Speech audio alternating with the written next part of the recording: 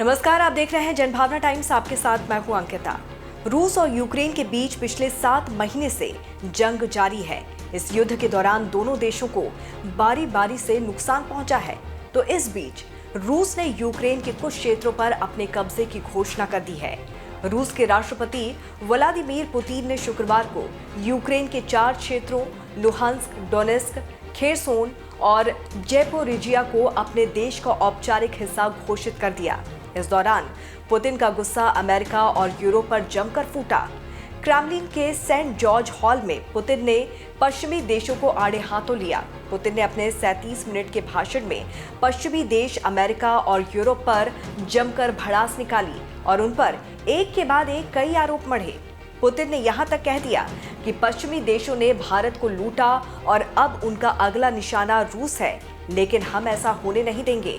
Putin ने अपने संबोधन में कहा कि पश्चिमी देश रूस के खिलाफ साजिश रच रहे हैं। उन्होंने रूस के पूर्ववर्ती नेताओं को घेरते हुए कहा कि उन्होंने अमेरिका के बहकावे में आकर अपनी सामरिक शक्ति को कम किया, जबकि दूसरे देश अपने हथियारों के जखीरे को वैसे ही बनाए रखे। पुतिन ने आरोप लगाया है कि नरसंहार का असली आरोपी अमेरिका है, जिसने दुनिया भर के देशों पर झूठे आरोप लगाकर हमले किए और लाखों लोगों को मार दिया।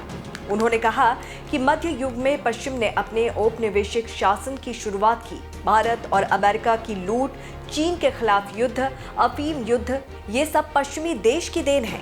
पश्चिम ने पूरे देश को ड्रग्स पर निर्भर बनाकर पूरे समूहों का नरसंहार कर दिया। वो जानवरों की तरह लोगों का शिकार करते थे। पुतिन यही नहीं रुके।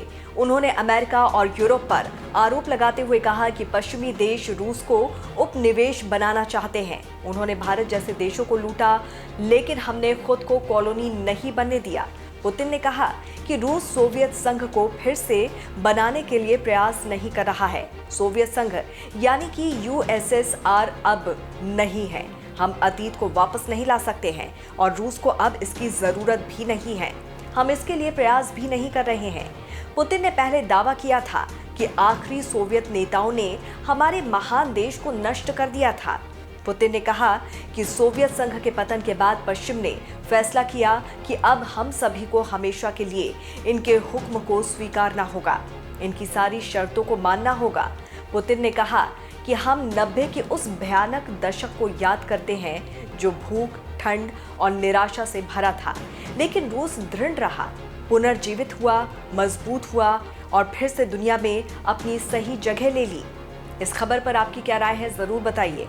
देश और दुनिया की तमाम खबरों को विस्तार से जानने के लिए आप हमारी वेबसाइट www.thejbt.com को लॉगिन कर सकते हैं। जुड़े रहिए जनभावना टाइम्स के साथ। नमस्कार।